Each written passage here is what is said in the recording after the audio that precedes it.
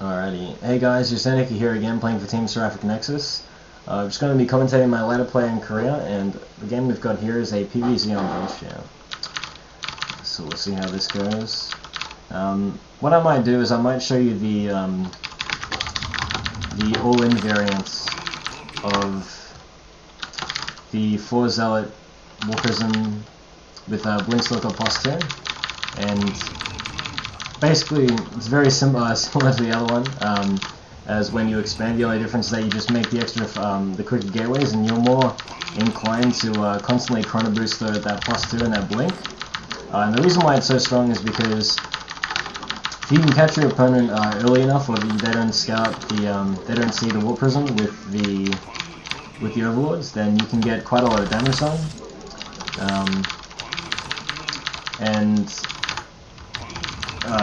Because you have +1 attack, the Zealots do quite a lot of damage against the Lings, and when you put it on the mineral line, they trade just really cost efficiently.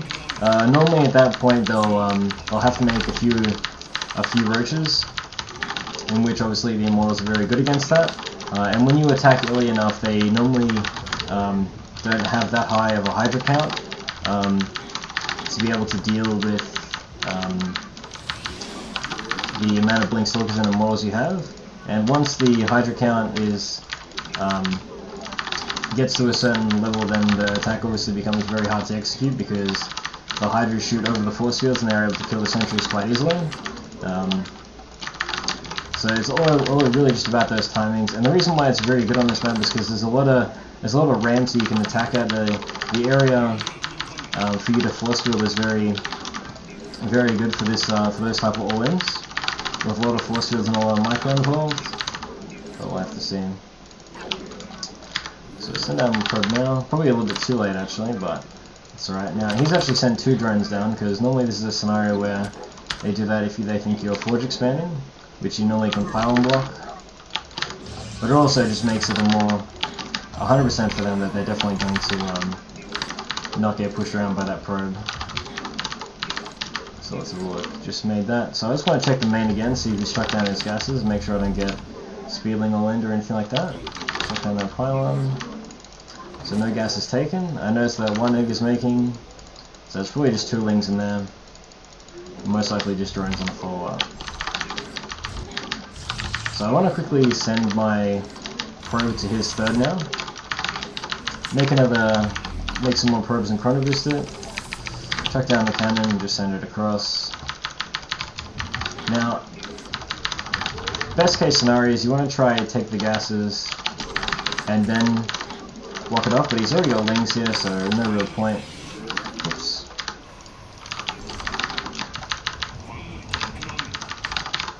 So that should be fine. Nexus is almost finished.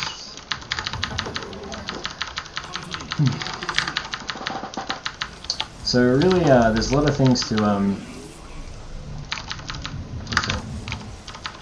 be careful about in PvZ. It's really all about making sure you don't get put behind with the amount of probes that you make, because as soon as you make a relatively large mistake in the game, it can be very hard, especially with Zerg, because they can mass reduce workers a lot faster than any other race can, basically. And that's just one of the strengths of Zerg. But in saying that, if you can obviously put on some of your own pressure, or doing a bit of your own damage, negates that a little bit. And obviously the fact that Protoss units can trade so cost effectively with force fields in T3 makes it a little bit more balanced out. So still making units. Yeah, I'll be chucking the rover down hopefully around about 5:45. So almost there. Keep it down now. Make a sentry as soon as I can. This will stop for any like reactive gases that he may have put down in the main, which normally hit around the same time when if he was going to banely bust me or do something like that. So I see that the 3rd base has been made. Chuck down my 2 gases at 6:30 in just a second. Get +1 attack as soon as you can. Chuck that over there. Now, after I've got the sentry out, you can now be a little bit aggressive with the Zealot. Simply the sentry is now able to block it off, so you can just deny a little bit of vision with any lings at the front maybe. Gonna check down my gateways now. And 3. And trying to boost that War Prism out. Like you can. And also get that Mothership Core. So I've got my 4 gateways. I've got Zealot at the Watchtower.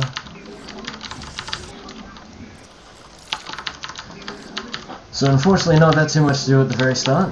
Just gonna keep making a few probes here and there.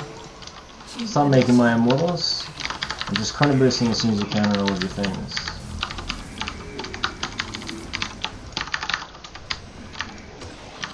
So he obviously knows that this is coming this time, but we'll have to see how he reacts to it.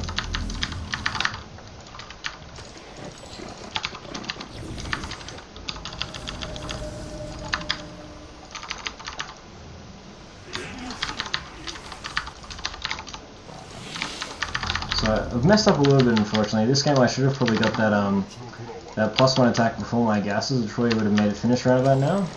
But we'll see if he's actually made any roaches at all. So I'll just drop these in the mineral line. To make it very hard for him to deal with. Make a few more Zealots. And again, unfortunately, now the +1 attack is already finished now, so this will make it very hard for him to deal with. Put them on hold position so they just don't keep chasing the Queen there. Keep flying this at the back. And it's actually just doing so much damage right now. It's forcing him to make those units, and I've killed a lot of drones here as well. So I'll quickly make these sentries and chuck down my 3 extra gateways. And again, just constantly chrono boosting when you can against those upgrades, because that's really what's limiting you in this match and this particular position. So he's made so many roaches at this point, and I've killed so many drones. So I'm just going to scout around, see how many. There's not that many workers there, and put his fires back here for a little bit, let it get a little bit more energy. So that's actually a bit of a dead zone now, unfortunately. What I'll do is I'll scout with this hallucinating Phoenix, see how many drones he's actually made at that base over there. Now you want to make a few Zealots just in case for any lings to be able to deal with them a little bit easier. So probably at this point the only thing I'm going to really be making is just a lot more Stalkers from this point. And that +2 attack is almost finished, so I'll wake into the War Prism because I actually lost it before. So he's actually got a decent amount of drones, but because I forced so many roaches beforehand, this should go quite well for me. Now I should also make a, oops, put that little caught there. I should also try and make an observer just in case he's going for any borrowed kind of roaches or something like that. Just constantly making chrono boosting +2. And I'm just scouting for his units there, so I got to be careful about this particular scenario now. Like I was saying, sometimes the Zerg can try and counterattack with units, but you want to make sure that he obviously can't do that. So a little bit too close with that. But it's okay because I basically did what I needed to do. I cut his units in half.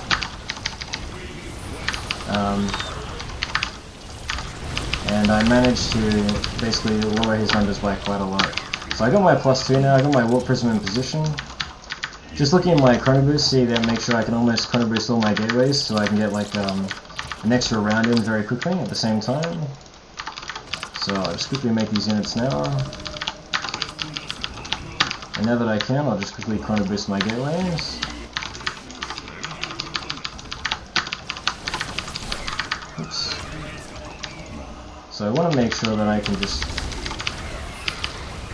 So it kind of messed that up by me, it caught me off a little bit off guard there, but it should be okay still. So I basically just got too many numbers for him to deal with at this point. It should be almost a pretty easy win from here, but still got to micro a little bit, making sure that I'm not losing too much stuff. Now I was able to confidently blink there, really confidently blink forward because I knew that there wasn't... He couldn't have that many units left at all at that point. from all the rounds that I've already seen from his unit production. Getting a little bit supply blocked, unfortunately.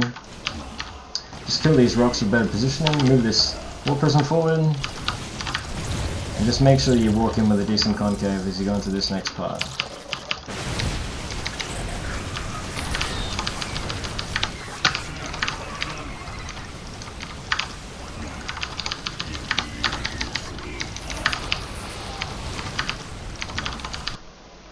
There it is. So basically with that game there, even though he did see the Warp Prism, this is something that people still don't realize how strong it is. Even without that +1 attack, I was able to do so much damage. I killed so many drones there. And again, it forced so many roaches at the start, and because of the amount of drones that I killed, even though that he was macroing not too bad, you still need to be careful about that. With the fact that he made so many roaches, which you need to mix in a few hydras with that composition to be able to deal with it, because with good enough force fields and being able to cut so many units in half, it's like almost impossible for him to win that game. Like I was saying before, he made a pretty good point. He realized that he made too many roaches, so he tried to go for like a counterattack. That's something that can work as well. If he basically attacks your base just as you're about to move out, and he cuts your production, then he can basically, even though you have like a lot of force fields to be able to deal with, he'll just overwhelm you with the amount of roaches that he has. So basically you want to use the Hallucinated Phoenix, scout where his army is, and basically zone his army out, or try to catch his army out himself by either like force fielding a complete section off and just catching it off on the other side. And that's because the reason why that's so strong is because obviously you have the warping advantage, and his units are running across the map, so normally you'll have even though you'll have like, you have to move your sentries to be able to force field an entire exit off, you'll just have such an overwhelming force because his units are coming from rally points from the other side of the map, which makes it so strong. But anyway guys, that was that game there. Hope you learned something from that game, and yeah, thanks for watching.